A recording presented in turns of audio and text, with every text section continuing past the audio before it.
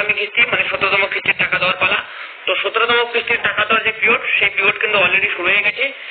এই 17তম কিস্তির টাকা কিন্তু খুব শীঘ্রই কৃষকদের ব্যাংক অ্যাকাউন্টে ট্রান্সফার করতে চলেছে, এমনটাই কিন্তু মিডিয়া রিপোর্টস অনুযায়ী তথ্য উঠে আসে। কেননা আপনারা জানেন বর্তমানে কিন্তু লোকসভা ভোট চলতেছে।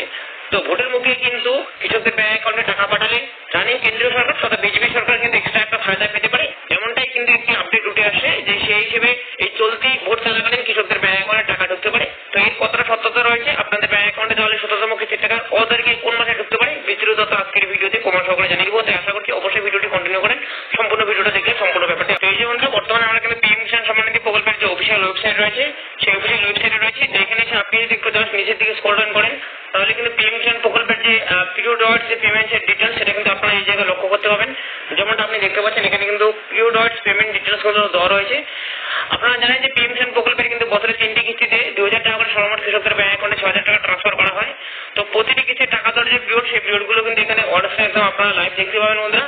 একটি কিস্তির টাকা যেমনটা ধরুন আগস্ট থেকে শুরু করে নভেম্বর মাসের মধ্যে দেওয়া হয়, এবং এর পরবর্তী কিস্তির টাকা কিন্তু এপ্রিল থেকে শুরু করে জুলাই মাসের মধ্যে দেওয়া হয়, এবং আরেকটি কিস্তির টাকা কিন্তু বন্ধুরা সাধারণত ডিসেম্বর থেকে শুরু করে মার্চ মাসের মধ্যেই দেওয়া হয়।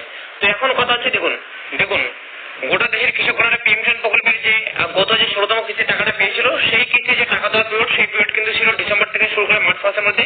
এবং যেমনটা আপনারা জানেন যে গত কিস্তি কিন্তু 16ই ফেব্রুয়ারি কৃষকদের ব্যাংক অ্যাকাউন্টে এই পিরিয়ডের মধ্যেই পাঠানো হয়েছিল। তো এবারে কৃষকদের ব্যাংক অ্যাকাউন্টে যে কিস্তি টাকাটা কেন্দ্র সরকার পাঠাতে চলেছেন কৃষকদের ব্যাংক অ্যাকাউন্টে, সেই কিস্তি টাকা দেওয়ার যে পিরিয়ড, সেই পিরিয়ড কিন্তু হচ্ছে এপ্রিল থেকে শুরু করে জুলাই মাসের মধ্যে।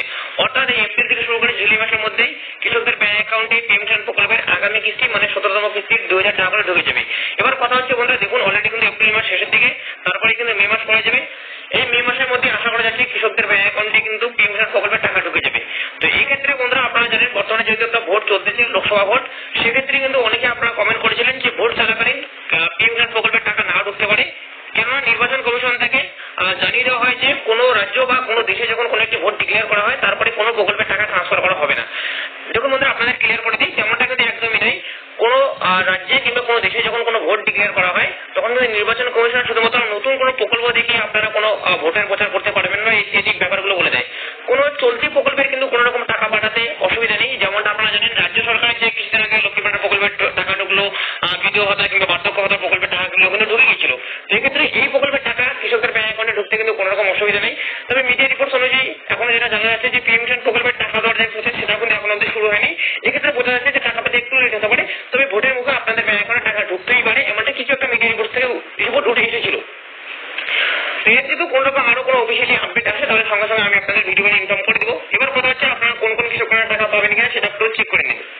এর জন্য জানান আপনাকে পিএম কিষাণ প্রকল্পের অফিসিয়াল ওয়েবসাইটে একবার স্ট্যাটাসটা ওপেন করে নিতে হবে। আপনার স্ট্যাটাস ওপেন করার পরে আপনি যদি এলিজিবিলিটি স্ট্যাটাসে এরকম করে আপনাদের সম্পূর্ণ তথ্য ঠিক দেখতে পারেন, যেমন ধরুন ল্যান্ড সিলিং স্ট্যাটাস আপনার ইয়েস থাকতে হবে, ইকেওয়াইসি স্ট্যাটাস ইয়েস থাকতে হবে, এবং তার পাশাপাশি আধার ব্যাংক অ্যাকাউন্ট সিলিং স্ট্যাটাস, অর্থাৎ যেটাকে আমরা ডিবিটি লিঙ্ক বলে থাকি, সেটা যদি আপনাদের ইয়েস থাকে, তাহলে কিন্তু আপনাদের এই কিস্তি মানে 17তম কিস্তির টাকা ঢুকতে কোনো রকম অসুবিধা হবে না।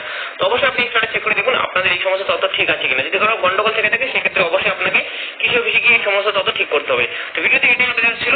এই ভিডিও সম্পর্কে আপনার কি মূল্যবান মতামত রয়েছে, সেটা অবশ্যই কমেন্টের মাধ্যমে জানিয়ে দেবেন। ভিডিও উপকারী হলে অবশ্যই একটি লাইক এবং বন্ধুদের সাথে শেয়ার করে দিয়ে তথ্যকে ছড়িয়ে দেবেন। ততদিনে ভালো থাকবেন, সুস্থ থাকবেন। দেখা হচ্ছে খুব শীঘ্রই পরের ভিডিওতে। ধন্যবাদ।